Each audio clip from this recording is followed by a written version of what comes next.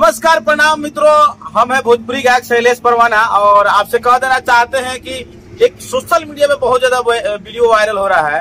हालांकि आप देख रहे हैं सिंगर शैलेश परवाना पेज और शैलेश परवाना ब्लॉग्स। हम ब्लॉग्स बनाते हैं और गायकी भी करते हैं, बहुत सारा कॉमेडी भी करते हैं। लगातार हमारा वीडियो आ रहा है, आप लोग का प्यार से बहुत ज्यादा मिल रहा है। आज बात करने वाले हैं वही प्रमोद प्रेमी यादव के बारे में, जो कि अश्लीलता का एकदम हद पार कर चुके हैं।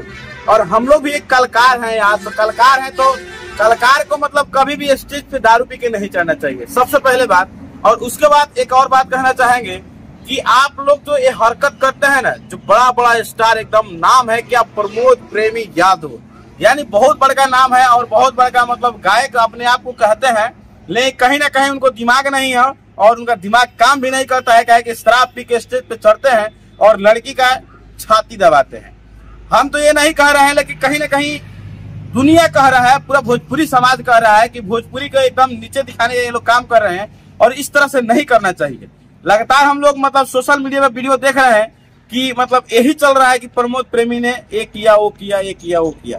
तो आपसे हम विनती करना चाहते हैं कि इस वीडियो को शेयर कीजिए और प्रमोद प्रेमी यादव के पास पहुंचाइए, और ताकि उनको पता चले कि कहीं ना कहीं शराब पीना गलत है और किसी कलाकार, किसी महिला कलाकार, किसी डांसर को आप ऐसा स्टेज पे नहीं पकड़ सकते हैं। आप कॉमेडियन थोड़ी है, आप कलाकार है, आप सिंगर है।